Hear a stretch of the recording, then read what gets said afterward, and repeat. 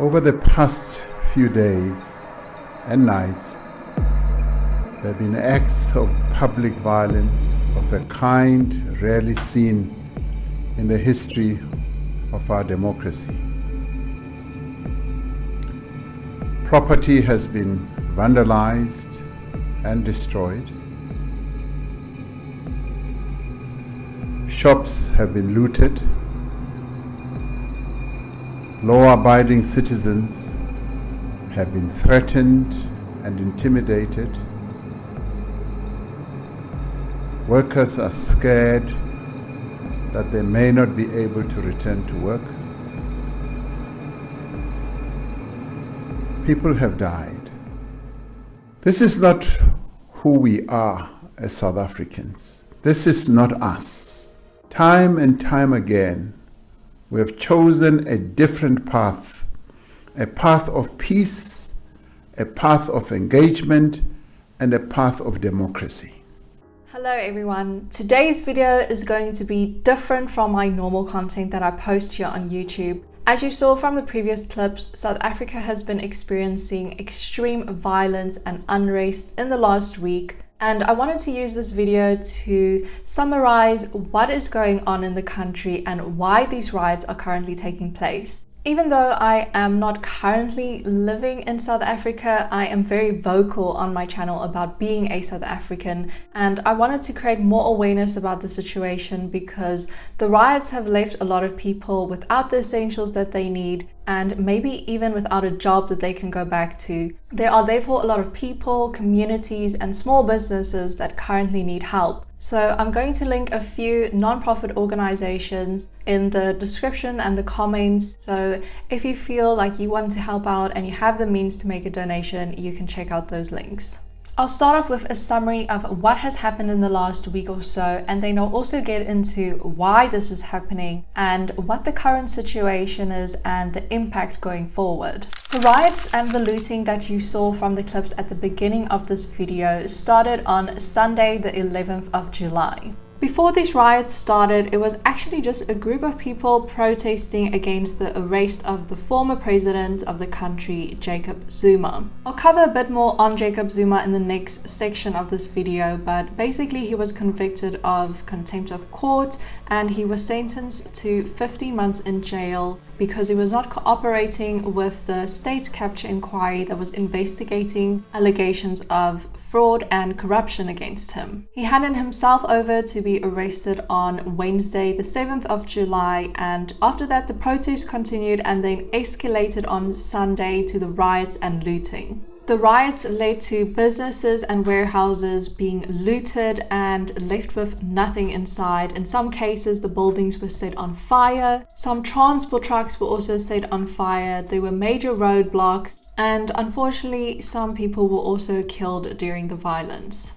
It has been reported that the riots were orchestrated to sabotage the economy of South Africa and to weaken the current government, which is why Gauteng, the country's economic hub, was attacked, and then also KwaZulu-Natal, that has one of the major ports in the country. The South African police were trying to manage the situation, but then the president made the call to actually deploy the National Defence or the South African Army on Monday, the 12th of July. This is the worst violence the country has experienced since the 1990s, and currently the death toll is sitting at 212 people and over 2,500 people have been arrested. That gives you a summary of what is going on, and it is just heartbreaking to see the news and the videos. My thoughts go out to anyone that has been impacted by this, and of course, whether it was planned or not, there will definitely be a long-term impact on the country's economy and therefore also the people that live there.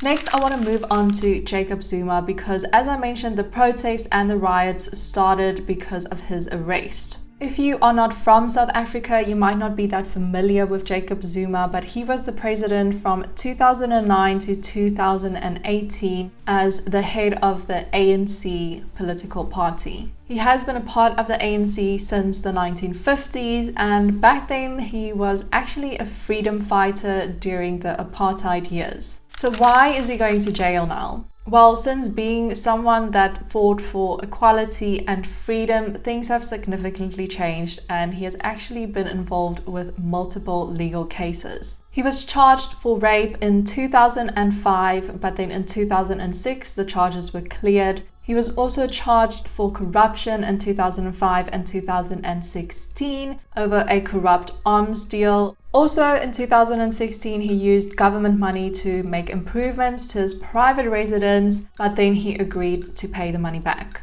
But 2017 is when the corruption allegations and the state inquiry starts that led to the riots that we are seeing today. The 2017 corruption allegations are from when Jacob Zuma was still president, and it mainly stems from his relationship with the wealthy Gupta family, and he allegedly profiteered from his relationship with them. There are a few cases of Gupta family members offering politicians certain positions in the government in exchange for money so that they can push certain deals or decisions that they will profit from. So to investigate Zuma's involvement in these corruption and fraud allegations, there was a public inquiry set up in 2018, which is known as the Zondo Commission, named after the chairperson Raymond Zondo. At first, Jacob Zuma was cooperating and he appeared in front of the commission. He did deny the allegations, and he also said that there was a plot to kill him. After not wanting to or not being able to answer a lot of the questions, he then decided to pull out of the commission and he no longer wanted to be involved. But in 2019, the commission called upon him to testify again, and on several occasions there were different reasons for why he couldn't appear. At first they needed more time to prepare, and then they said that Jacob Zuma was too sick to appear. After multiple attempts from the commission failed to get Zuma to testify, they then took it to the Constitutional Court, and in January 2021, the Constitutional Court ordered Zuma to testify. Still, he did not want to cooperate, and this is where he was then charged with contempt of court and sentenced to the 15 months in jail. Back to the present, what is the current situation and status of the riots in South Africa? The current president, Cyril Ramaphosa, reported that the violence started to decline on Tuesday, which was the 13th of July. There are also several community cleanup projects going on at the moment, so it looks like things are starting to get back to normal. But unfortunately, major damage has already been done. There's been 161 malls with extensive damage,